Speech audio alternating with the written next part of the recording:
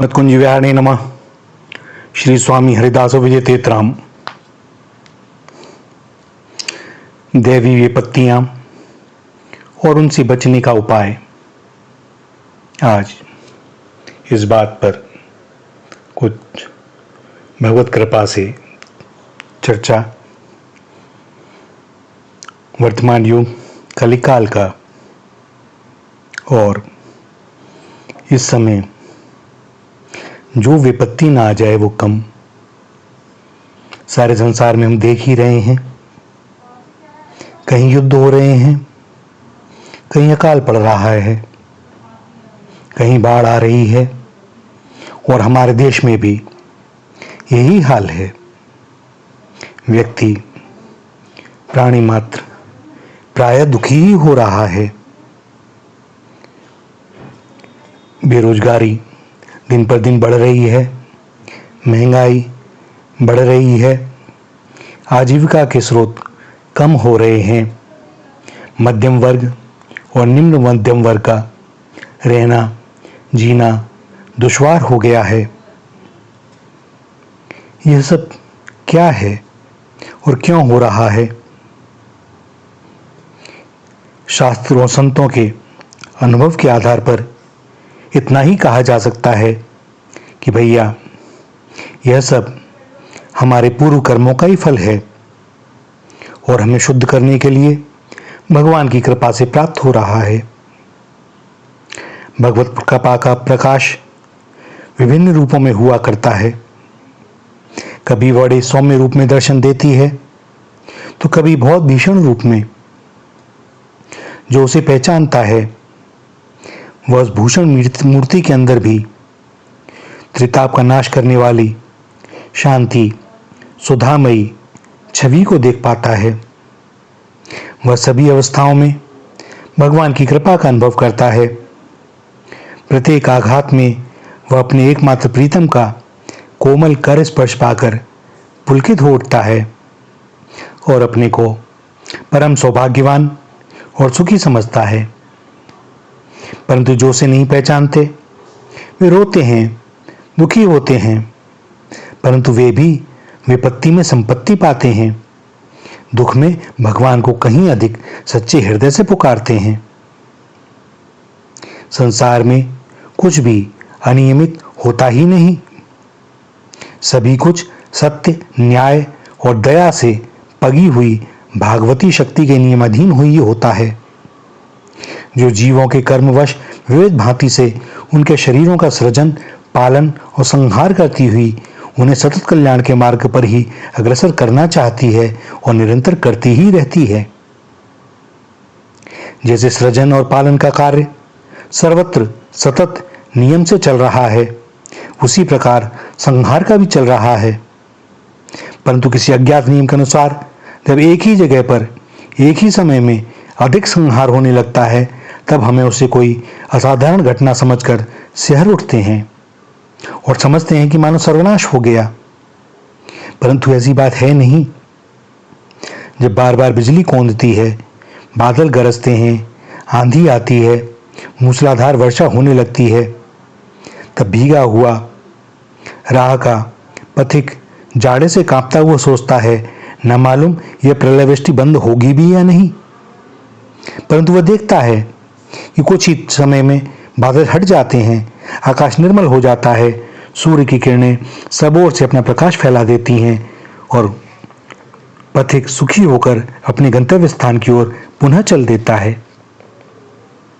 भैया यही संसार का स्वरूप है। इसमें उतार चढ़ाव होता ही रहता है।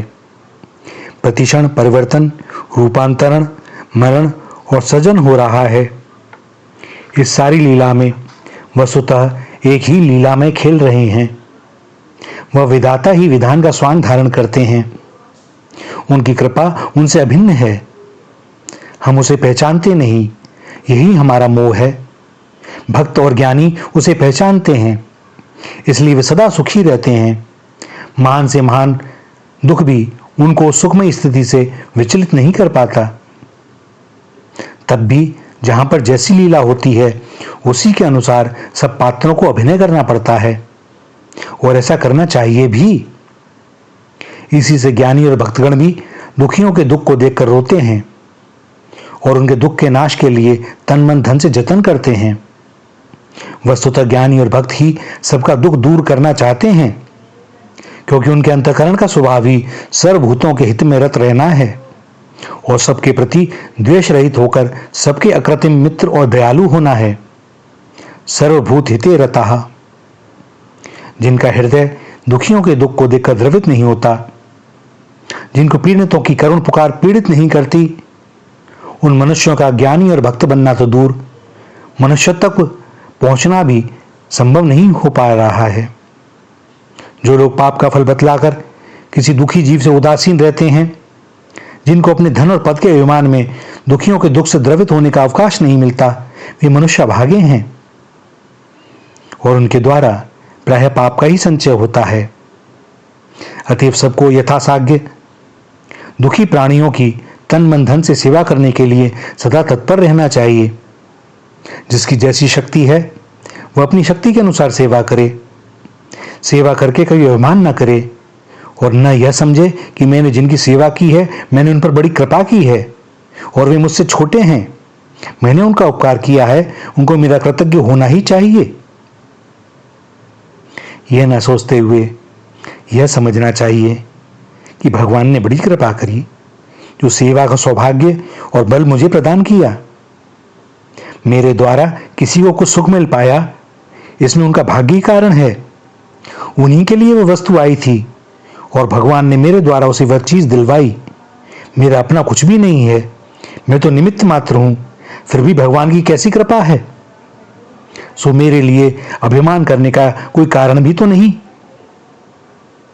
सत्य बात भी यही है। हमारे पास विद्या, बुद्धि, तन, मन, धन जो कुछ है सब भगवान की धरोहर है, उनकी चीज है। उनको जहां जिस वस्तु की आवश्यकता हो वहां उस वस्तु को आदरपूर्वक प्रसन्न मन से उनके समर्पण कर देना ही हमारा धर्म है। जहां काल है वहां वे अन्न मांगते हैं, जहां सूखा है वहां वे जल चाहते हैं, जहां बाढ़ में सब कुछ बह गया वहां वे अन्न, वस्त्र और आश्रय चाहते हैं। ऐसी अवस्था में हमारे पास उनका जो कुछ भी है वह तुरंत देकर उनकी प्रसन्नता प्राप्त करनी चाहिए। उन्हीं की चीज से उनकी पूजा करनी चाहिए। इस प्रकार जो भगवान की पूजा के भाव से दुखी जीवों की सेवा करता है, उसे मुनिजन दुर्लभ साक्षात भगवान की या भगवान के प्रेम की प्राप्ति होती है। और बुद्धिमानों को इसी भाव से सेवा करनी भी चाहिए। जो अपनी क्रिया का ऊंचे से ऊंचा फल प्राप्त कर सके वही तो बुद्धिमान है। यहां एक प्रश्न उठता है, तब क्या संसार में देवी संकटों का आना किसी प्रकार रुक नहीं सकता? तो भैया इसका उत्तर यही है कि जब तक संसार है तब तक इनका सर्वथा नष्ट होना तो असंभव है, परंतु ये कम जरूर हो सकते हैं। जिस काल में दैवी संकट कम होते हैं उसी को सतयुग कहते हैं और उसका कारण है हमारे अपने कर्म। महर्षियों ने कहा है कि जब देश, नगर और ग्रामों के शासक तथा उनकी देखादेखी प्रजाजन अधर्म में रत हो जाते हैं, काम, क्रोध, लोभ और अभिमान के वश होकर असत्य, हिंसा, चोरी, व्यभिचार, शिष्टों का अपमान और शास्त्रों की अवहेलना करने लगते हैं, तब देवता उनकी रक्षा न करके उन्हें त्याग देते हैं। इसी से ठीक समय पर वर्षा नहीं होती है तो कहीं अनावृष्टि होती है और कहीं अतिवृष्टि होती है। वायु ठीक से नहीं बहती, भूमि विकार युक्त हो जाती है, भूमि का जल सूख जाता है, औषधियां अपना स्वभाव छोड़ देती हैं। लोभ और क्रोध की वृद्धि के कारण परस्पर भयानक युद्ध छिड़ जाते हैं, लोगों की आजीविका नष्ट हो जाती है, भूकंप, वज्रपात और जल प्रलय आरंभ हो जाते हैं। धर्महीन मनुष्य धर्म भ्रष्ट होकर गुरु, वृद्ध, सिद्ध, ऋषि और पूज्यों का अपमान करके अहित साधन करते हैं और अंत में उन गुरुओं के अभिशाप से ही भस्म हो जाते हैं। वर्तमान स्थिति को देखिए तो आजकल यही हो रहा है और इस संकट से बचने के लिए शास्त्रों में कुछ उपाय बतलाए गए हैं।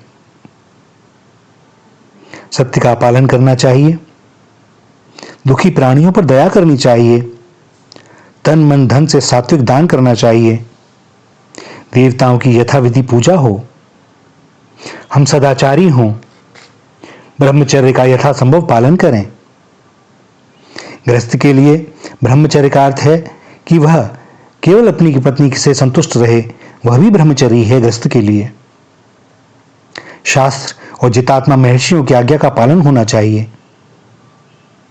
हम लोगों को धर्मात्मा और सात्विक पुरुषों का संग करना चाहिए।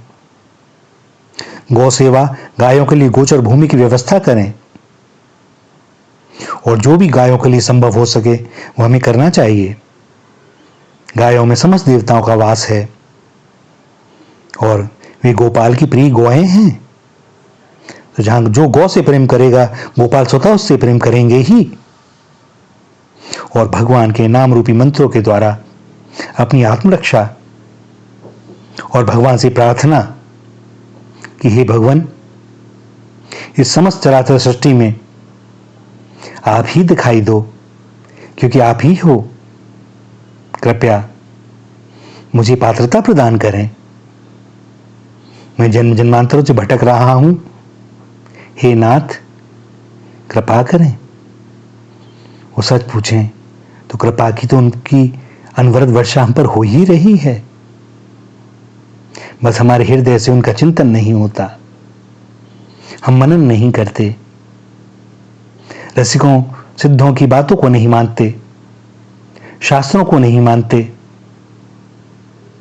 और जब हमें कोई दुख आता है तब उल्टे हम प्रभु पर ही आरोप लगाने से भी नहीं चूकते कि हमने ऐसा क्या किया जिसका यह दंड हमें भोगना पड़ रहा है। भैया, दंड नहीं भोग रहे हो, जो दुख आया है वह भी हमारे कल्याण के लिए ही आया है। प्रभु की कृपा इस समय भी हमारे साथ ही है, वरन पहले की अपेक्षा और अधिक। हम विश्वास तो करें उन पर, वे ही एकमात्र हमारे अपने हैं। हमारा जो भी प्रारब्ध कर्म है वह भोगे बिना नहीं कटेगा, और ये प्रभु की बड़ी कृपा है कि उन्होंने इतना बल दिया है, धैर्य दिया है, यह तन दिया है, धन दिया है कि हम उसे अपने प्रारब्ध को काट सकें। सदैव स्मरण रखें, हमारे पापों की सजा हमें उतनी नहीं मिलती जितनी मिलनी चाहिए, वरन उससे बहुत कम मिलती है। और उससे पूर्व वह हमें शक्ति देते हैं कि हम उसे प्रसन्नतापूर्वक भोग सकें। अभी हमारी दृष्टि का दोष है कि हम उसमें दुख खोज लेते हैं, प्रभु की कृपा नहीं खोज पाते। भैया, यह सृष्टि है, लीलामय की लीला चल रही है, हम पात्र हैं। वे जैसी लीला करें उसी के अनुसार हमारा भी अभिनय होना चाहिए। सदैव प्रसन्न रहें, क्योंकि ये लीला हो रही है, वास्तविक रूप में कुछ भी नहीं घट रहा। यह देह तो नष्ट होनी ही है, नश्वर है, लेकिन अंश जो उनका है वह ना जाने कितनी बार इस पृथ्वी पर आया और गया। वह कभी नष्ट नहीं होता, वह कभी नष्ट नहीं होगा। हम उनके हैं, इस बात पर गर्व करें। हम सब अच्युत गोत्री हैं, और जैसे जैसे विश्वास बढ़ने लगेगा,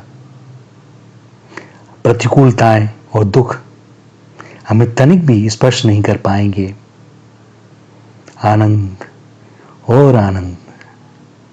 श्री राधा, श्री राधा, श्री राधा।